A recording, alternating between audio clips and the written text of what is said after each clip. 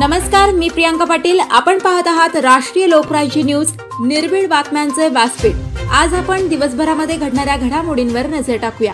शेवगाव तालुक्यातील उद्योग क्षेत्रातील एक भव्य नाव महेश फॅब्रिकेशन गौरी गणपती उत्सवानिमित्त व नवरात्र उत्सवानिमित्त घेऊन येत आहेत खास आपल्यासाठी खूप छान साहित्य, ते सुद्धा अल्प दरामध्ये। स्टँड, पायऱ्या, मखर आपल्या ऑर्डर प्रमाणे तयार करून मिळेल। तसेच वेगवेगळ्या रंगांमध्ये आकर्षक पडदे शिवून मिळतील। तसेच त्यांची खोल फिटिंग अतिशय सोपी, कमी वेळात पूर्ण सेटअप उभा राहतो 5 मिनिटात। एकदा अवश्य भेट द्या।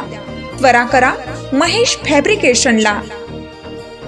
आमचा पत्ता महेश फॅब्रिकेशन, लक्ष्मी लॉटरी शेजारी, भेंडा गट ऑफिस समोर, नेवासा रोड, शेवगाव।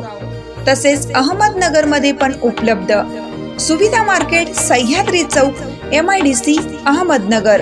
संपर्कासाठी मोबाईल नंबर रांजणे बंधू 75 88 60 14 85 व 98 34 16 40 27।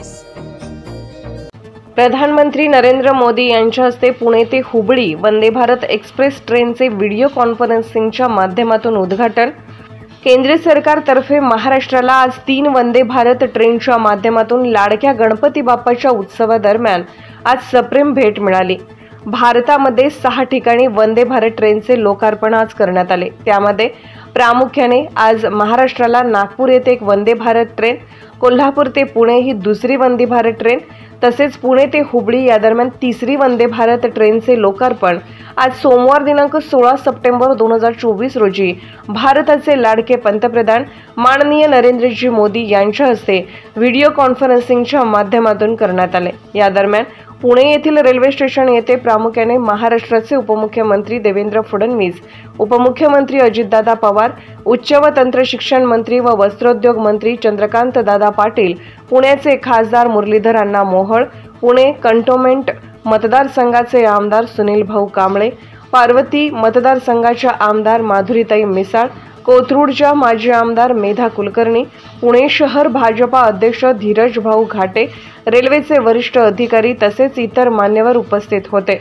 यावेळी बोलताना उपमुख्यमंत्री देवेंद्र फडणवीस यांनी महाराष्ट्राला गणेश उत्सवाच्या आनंदात भर म्हणून दिलेल्या या भेटीबद्दल पंतप्रधान नरेंद्र मोदी यांचे आभार मानले।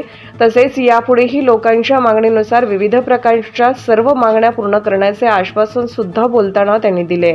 खराडी पुणे प्रतिनिधी योगेश सदाशिव जंगम।